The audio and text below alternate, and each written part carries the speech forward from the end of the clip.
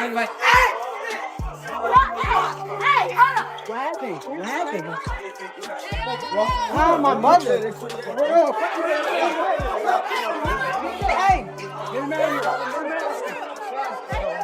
Hey, yo, that was crazy, man. He talked crazy about black people. He talked crazy about Puerto Ricans.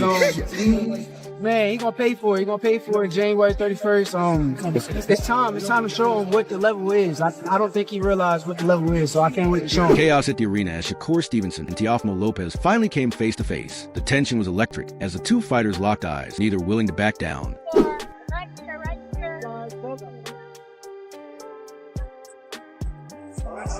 And face off, guys, face off.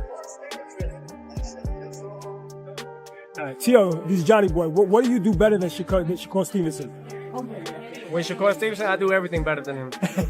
I do everything better than him. Are you planning for a knockout or just you're happy with the decision? All of it will come. All of it will come. Mike Tyson tried to go for knockouts in his career and never got there, you know, and I think there's like a hoax to it, or like a jinx. When you try to go for a knockout, you don't get it. So you just gotta naturally let it happen when the time is right. And you could tell this was more than just hype. This was two champions mentally measuring a moment that could define their legacies. Shakur stayed calm but sharp, looking Teofimo dead in the eye and calling him the truth. You don't want to do that. You call him the truth. You respect him as a fighter. What do you expect about him? At the end of the day, I'm an honest fighter. I sit down, I watch, and I see who's good and who's not. And when I watch him, I think he's a great fighter. So, me being honest with you, that's all cool. But at the end of the day, once again, I will come out victorious. At the same time, Shakur made it clear he believes he's a superior fighter. A cool, almost icy way of saying respectfully, I'm taking your belt. He emphasized staying focused and locked in for the fight ahead. Shakur, this is Johnny Boy. What do you do better than Tio? I'm the better fighter. That's it. Definitely. He cut through all the hype, letting January 31st speak for itself, but added a hint of mystery by keeping his strategy secret, basically telling Teofimo, you'll find out the hard way.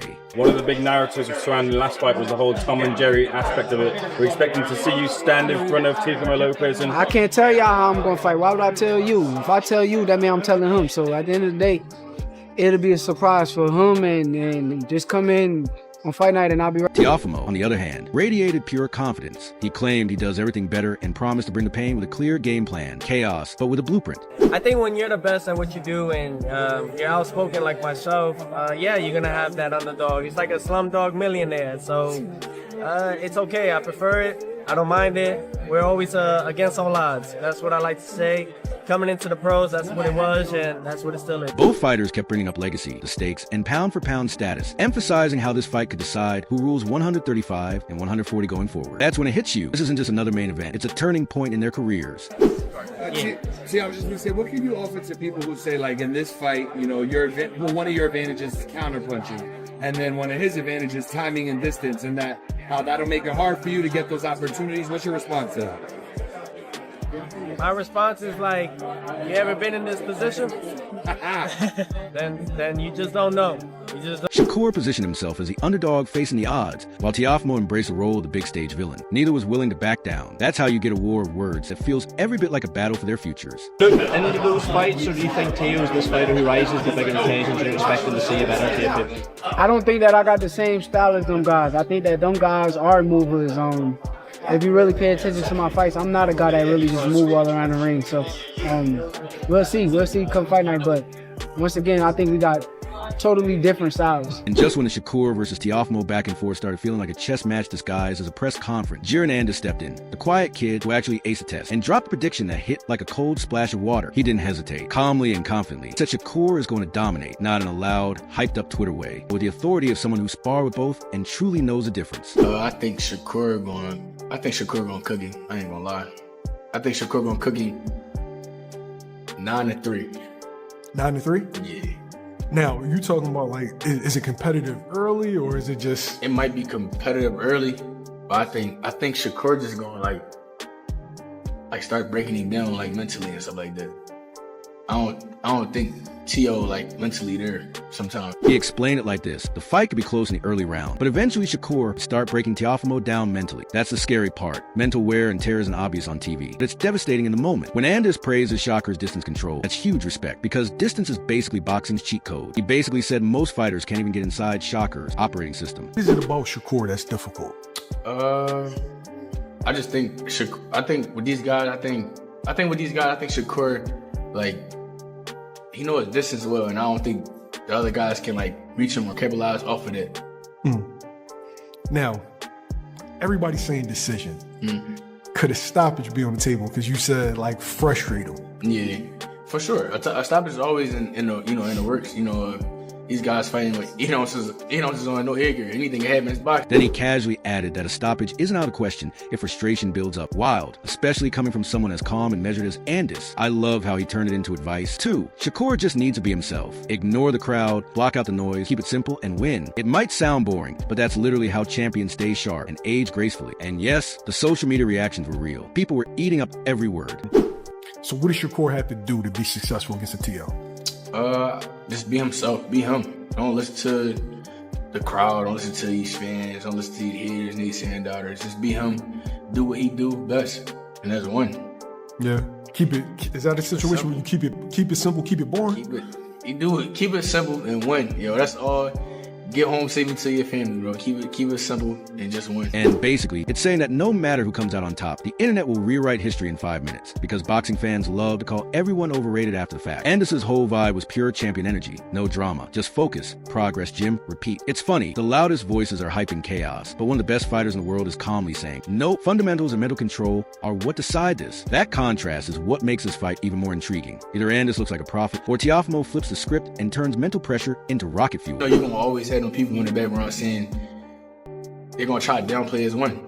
Some people gonna be like, if he do win, some people gonna be like, Tio not this, Tio not that, or vice versa. They try to, you know how this boxing game is, you know how this boxing world is, you know how social media is. As soon as somebody get cooked, he was never that good anyway. And right after Andis dropped that calm, fundamentals over frenzy energy, Rolly Romero stepped in and flipped the whole vibe into something like a philosophy class mixed with street logic. He didn't even begin by picking a side. He started with God. And that already tells you this isn't a hot take. It's a mindset breakdown. Then he dove straight into legacy talk, calling Teofimo a Hall of Famer, an all-time great already. And that's serious language coming from a fellow fighter, not just a fan. There's a good, stylistically, people say Shakur is gonna beat him, and like I said, a focused Tio is a dangerous Tio, and I feel like he's been focused.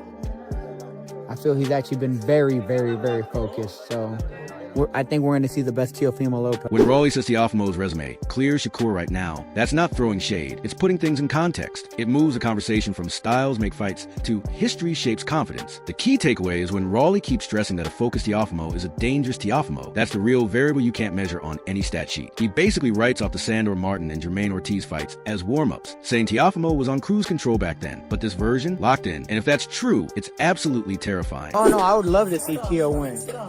Tio's a legend, bro. Tio is a Hall of Fame fighter. At the end of it, bro, in reality, he would have been undisputed at 140 if Garth Taylor had vacated the belt. But regardless, Tio's already an all-time legend, bro. You can't knock Tio. And at the end of it, bro, who has the better resume between Tio and Shakur? It'll be Tio right now. By far. Then he drops a sharp observation. Teofimo is quicker in short bursts and combinations, while Shakur controls the rhythm and timing. It's a perfect contrast, speed versus rhythm. I love how Rolly doesn't trap himself into a single strategy, either. He says, you have to stalk and box, because against a complete fighter, one approach alone isn't enough. It's funny, too. Rolly's energy feels chaotic, but his analysis is pure discipline. He's basically saying this fight isn't about hype. It's about preparation, respect, and focus. No clowning, no gimmicks, just who actually showed up to work. That's what makes his take so dangerous. He's not selling a story. He's presenting a version of Teofimo that is calm, focused, and intentional. If that Teofimo shows up, we're not just watching clash of styles. We're witnessing a collision of mindsets. And those fights, they don't follow predictions. They follow pressure. Tio is extremely athletic and has a crazy hand speed. Faster than Shakur, you think? Yeah, Tio's lets off combinations a lot faster than Shakur. But Shakur does have great timing. Yeah. But like I said, we're gonna see truly who shows up. we're gonna see. I feel like I said, Teal's really been training hard for this fight. And right after Raleigh framed the fight as mindset versus mindset, Jamal Herring steps in, the veteran who's actually faced Shakur and came out with technical survival guide. Herring openly admits that when he first fought Shakur, he thought size and strength would matter. Then he immediately shuts that idea down, explaining how Shakur neutralizes everything with ring IQ, distance control, and that eerily precise front foot measurement that turns a ring into his personal ruler. When Herring says Shakur makes you pay for even the smallest mistake, even if you have a reach advantage, that's not hype, that's a real warning. Then he turns to Teofimo and lays out the blueprint. Teofimo cannot try to turn this into a chess match, because that's Shakur's domain. Herring keeps repeating the same key point. Teofimo has to rely on his size, speed, and unpredictable rhythm to disrupt Shakur early, step to him, pressure him, and force him into exchanges he doesn't want to take. You seen it when he how he comes out the gate against Lomachenko, and I believe he has to do that even with Shakur. You gotta basically be the bully because he's the bigger man. He has to basically put his foot on the gas and step to Shakur. But I think it's a great matchup. It's two really good styles that clash. And for me, I honestly, despite what people may think, or maybe the one loss on Teofimo's record, I think Teo's improved since the Kambosos fight a lot.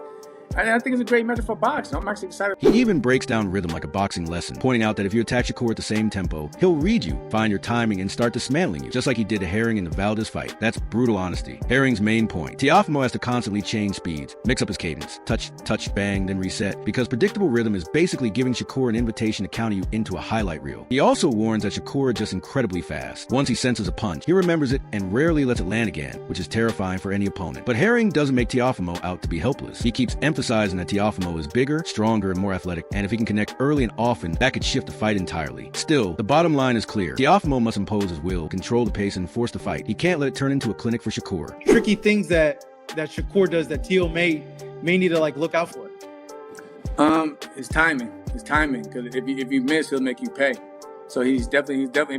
That's what I meant. You have to change your speed up. That's what they say in the gym. Change your speed up. Because you keep coming with the same speed and timing, he's gonna pick it up. And then he's gonna find his rhythm and start picking you apart that way. So you gotta basically change. You gotta change a lot of things in there with Shakur. Because if Teofimo lets Shakur control the rhythm, distance, and tempo, Herring basically says he's already behind. And against Shakur, playing catch-up turns into frustration almost instantly. When you put all of this together, this fight stops looking like just another title bout. It becomes a true crossroads moment. Shakur walks in with that cold, calculated technician aura, backed by experts saying he can mentally and technically break Teofimo if he controls rhythm and distance. Teofimo, meanwhile, steps in with legacy on the line, confidence in that dangerous, focused version of himself that's already shocked the world before. Experts are basically saying it all comes down to tempo, mindset, and who imposes their style first. Chess match, pressure cooker clinic, or pure chaos. One guy is upgrading his legacy. The other is rewriting the narrative in real time. Just because we've never really seen Shakur, and let's be honest, in a real tough bout yet, where he looks like he's at the point of losing anything.